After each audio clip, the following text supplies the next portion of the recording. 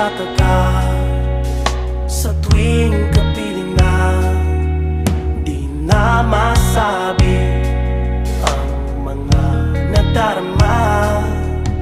Kailan mapapawi itong pag-aalala?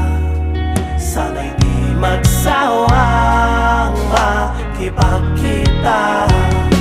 At sa tuwing ika'y nakatingin, ako na may nagbabaliw sa